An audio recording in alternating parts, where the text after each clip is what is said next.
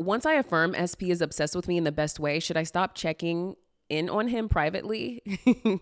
Yes, girl, stop checking on him and allow him to check on you publicly. Like, stop checking on him privately and allow him to check on you publicly. Like, once you set the storyline, just let it play out. Persist in it, focus on it, and allow it to play out without you manipulating the 3D to try and get something, because you're never going to get what you want by doing that.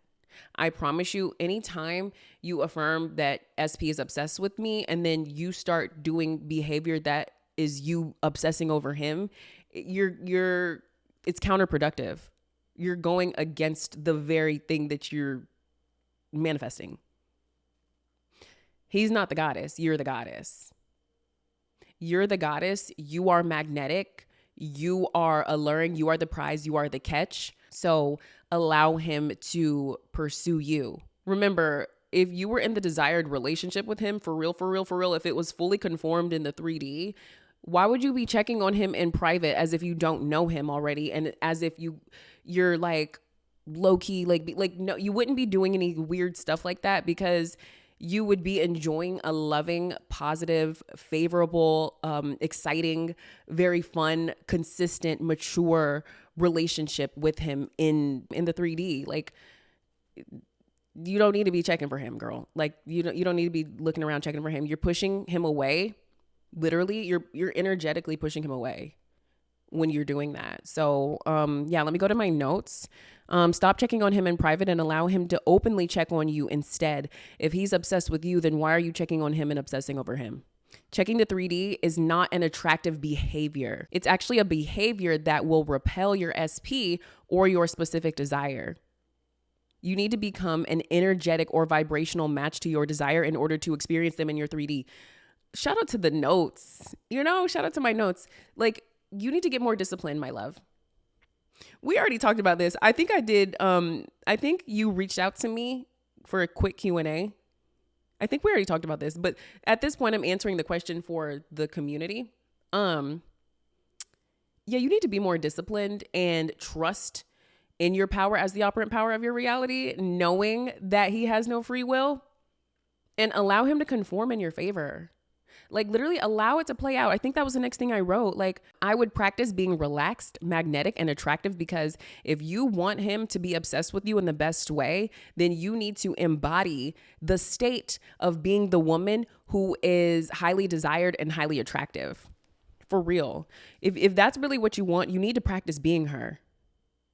Just making sure we still have audio, you guys. I'm serious. Like, and this is something that I've been actually saying to my clients, because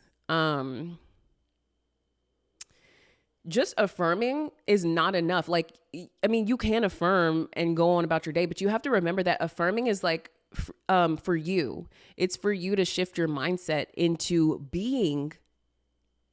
embodying the version of the woman who has the thing that you want. So, like, why are you going to affirm and then go be the wrong version of yourself? That's why I said it's counterproductive. So you need to be in your goddess energy and trust and know that he is literally obsessed with you in the best way. But also remember, like, affirms for self-concept as well. I am loved. I am chosen. I am valued. I am prioritized. I am amazing. I am the greatest. I am the best. Yes, yes. I am a goddess. I am a queen. I deserve respect and I won't settle for less. It's not enough to just affirm for SP. Why would he be obsessed with you? This is something that I actually remind myself to this day. Like, this is a part of my work. Like, if I were to affirm my SP is obsessed with me, sometimes that's not enough for my mind to buy into. Like, I know I have a high self-concept. I know I'm that bitch. But sometimes it helps for me to be like, he's obsessed with me. Why is he obsessed with me? And then I go get back into self-concept and do the things that keep me being in my bad bitch energy to remind myself, of course he's obsessed with me, because I am amazing.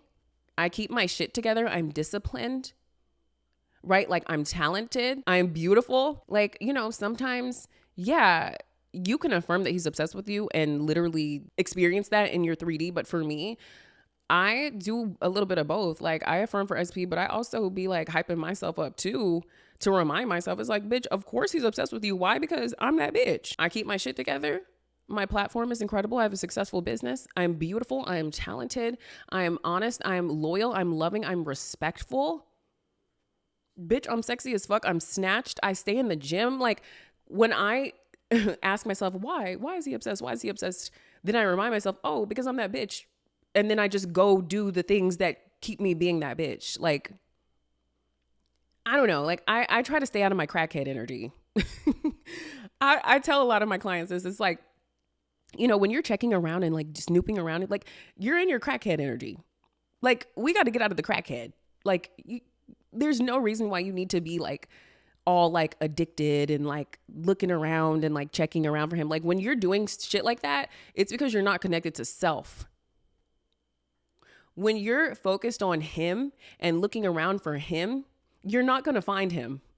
More than likely, there's so many things to unpack. Oh my goodness. When you're checking around for them and when you're snooping and doing all that low key, like creeping and stuff like that, like that is, repelling him, especially because you're giving off the vibe that he's separate from you. You're giving off the vibe that like you don't have him. You're giving off the vibe that you're chasing. There's just so many things to unpack. And like when you are snooping around and like he'll show up eventually in your reality, but he's going to be embodying the old version of self because you didn't change. You didn't take the time while you're affirming the new story to raise your self-concept. You didn't do any work on yourself.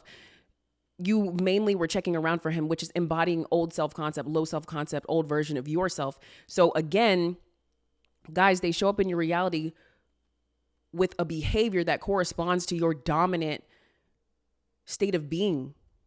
So if you're dominantly embodying a version of yourself who's not in her goddess energy and is looking around for him, he's going to show up being the unfavorable, unchanged, undesirable version of himself. I know I'm going in right now, but this is so facts. Like you guys need to remember that like if you were literally living in the end, you wouldn't be looking around for your SP. They would already be with you.